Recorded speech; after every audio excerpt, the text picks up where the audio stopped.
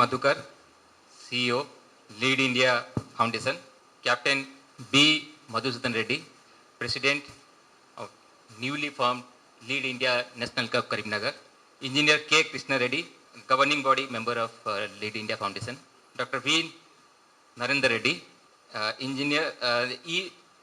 Singamaraju, Dr. S. Manohar Chari, and A. Dayakar Dharu. And core team members of today's formed Lead India National Club of Karimnagar and other volunteers of this club. And good morning to you. And today our whole nation is celebrating Kargil Vijay Divas.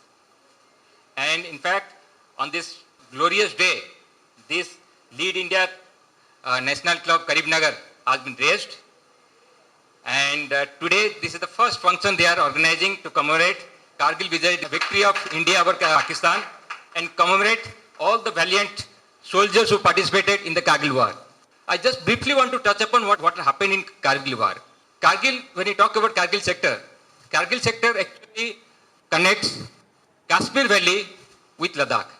And the only road which connects Srinagar to Leh is the National Highway number 1. And that National Highway number 1, when passing through Kargil sector, goes very close to the LOC, that is line of control. And in case the enemy gets an opportunity to dominate the national highway, then all our logistic chain which goes to Siachen Glacier or towards Ladakh, they will be cut off. So that is the importance of National Highway number 1 in Kargil sector. Now between the LOC and the National Highway number 1 are the mountain ridges of Kargil. And Indian Army posts in the heights of 16,000 to 18,000 feet, the posts are there. And generally during those days, during winter months, those posts were vacated by the Indian Army, and whenever during summertime, they were again occupied. And so what had happened in 98 and 99, let us see what is the political relation between India and Pakistan. That time, our Prime Minister, Atal Bihari Vajpayee, with his initiative, lot of bilateral talks were happening with Pakistan. And even those days, basically both the countries, they're trying to, through the bilateral talks, they were trying to ease the tension between the both countries. That was happening between the government level. But what the Pakistan Army was doing? Pakistan Army during that time was conspiring to cut off Ladakh and the Siachen Glacier from the rest of the country. So their main intention was to take control of National Highway number 1. So what they did, so during the winter months of 1998 and 99, in the winters, so they sent the regular army, Pakistan Army troops, in the disguise of Kashmir militants to occupy posts which were vacated by the Indian Army.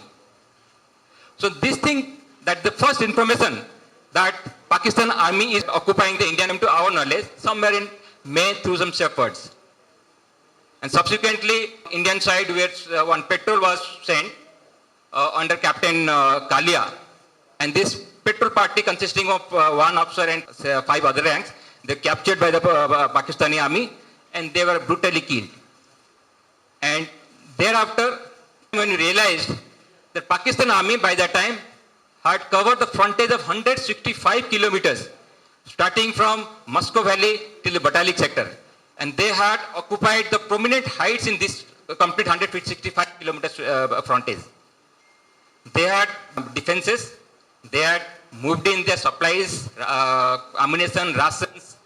They had deployed their machine guns, anti-aircraft guns, mortars already on this hill features. So they were in dominant place. It was humanly impossible for any army to entrench enemy from that kind of that height, occupying those kind of heights and having those kind of defenses. It's difficult. It's humanly not possible. But what was the aim of Pakistan Army? I had just mentioned the Pakistan Army's aim was to dominate National Highway number 1. When they dominate National Highway number 1, so the logistic supply chain going to Ladakh and Siachen Glacier, that will be cut off. And India will not be sustained with the troops who were deployed in Siachen Glacier.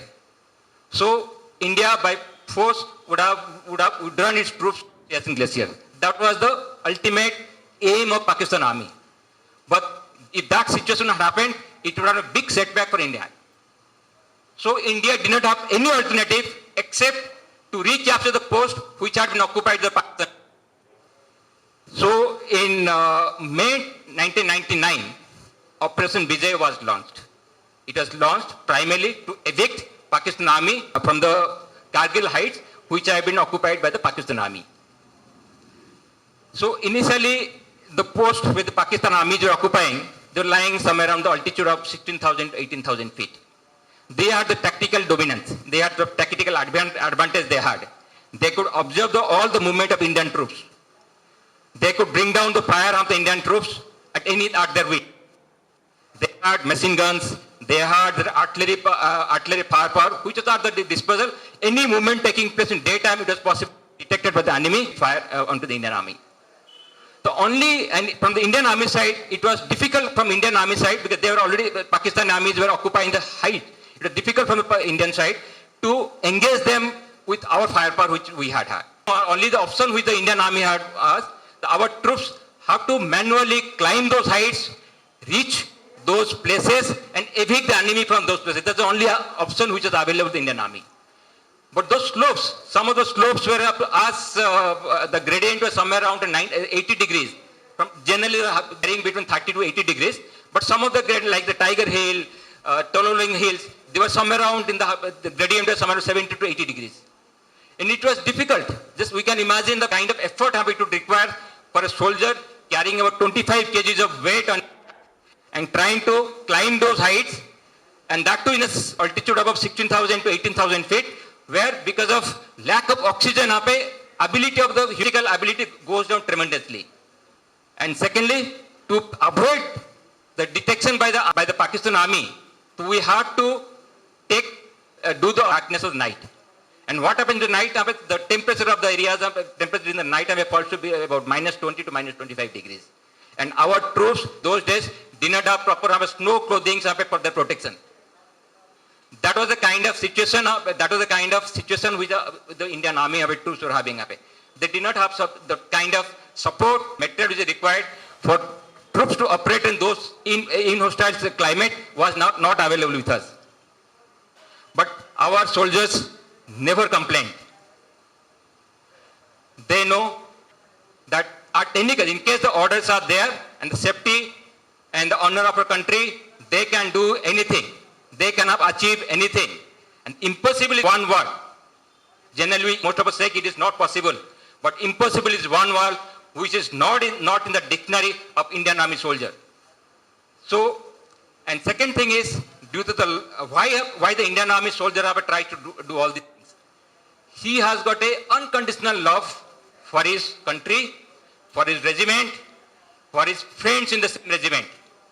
When they see something happening for their honor, for the honor of the country, when any soldier gets martyred, they get charged up and they go to any extent to fight back and take revenge against the enemy. And because of this situation, which is very hostile to our troops, initially we suffered very heavy casualties. But in spite of all these casualties, our soldiers never have said no. They continue to keep attacking Pakistanis who are holding our post. And slowly, on 26th of May, 1999, Indian Air Force joined the operation in the support of Indian Army. They started engaging the enemy positions in high regions. And that helped our troops to start moving, getting some advantage in the height. And slowly, from various sectors, from Batalik sector, from Muscat sector, slowly, we started capturing various height. And it took about 2 months for Indian Army to completely evict Pakistan Army from the post, from the Indian post. But at what cost? We had 529 soldiers were martyred, 1,313 soldiers who were war wounded.